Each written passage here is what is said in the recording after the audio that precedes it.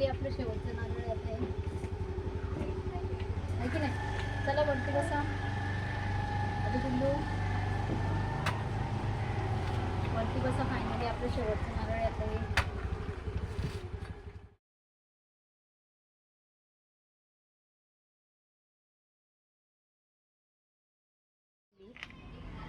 मस्त नारळ आपले इथे तयार झालेले आहेत.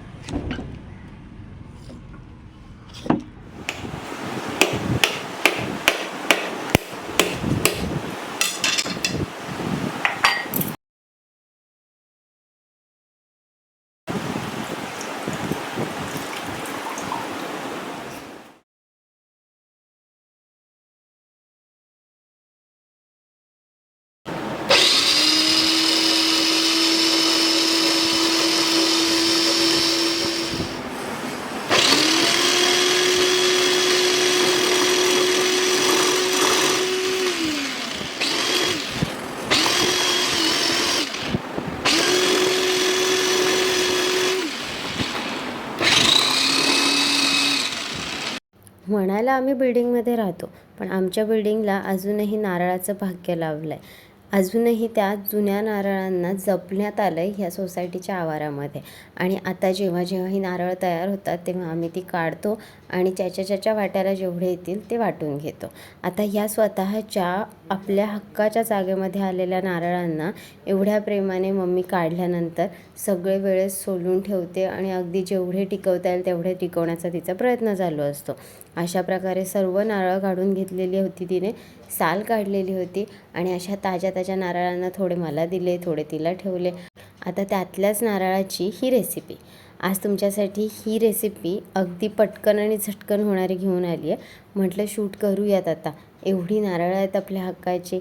पूर्ण रेसिपीमध्ये आत्ता हे मिश्रण कसं बनवलं ह्याचा शूट करायचा राहून गेला, पण फार कठीण नाही आहे. तुम्हाला झटपट सांगते.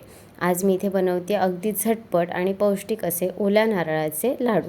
ह्या रसरशीत दिसणाऱ्या लाडूमध्ये गुळाचा वापर केला आहे हे रंगावरूनच समजतं आहे.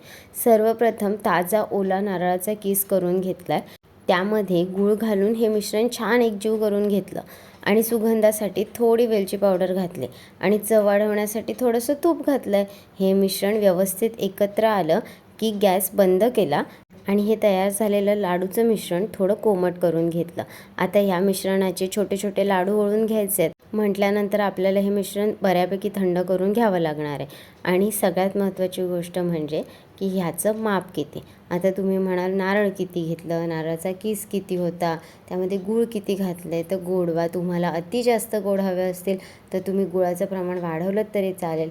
काही किस जेवढा घेतात तेवढंच इक्वल क्वांटिटीमध्ये गुळाचं प्रमाण वापरतात. काहींना ओल्या नारळाचा फ्रेशनेस टिकून ठेवायचा असतो, गोडवा जास्त वाढवायचा नसतो, म्हणून गुळाचं प्रमाण जेवढा किस घेतला आहे त्याच्याहून कमी म्हणजे अर्ध वापरतात. आता ह्यामध्ये हे प्रमाण कमी जास्त होत राहणार आहे तुमच्या चॉईसनुसार. वेलची पावडर तीही अगदी चवीनुसार तुम्ही आवडते तेवढी टाका. वेलची पावडर काहींना आवडत नसेल तर तुम्ही जायफळ टाकू शकता.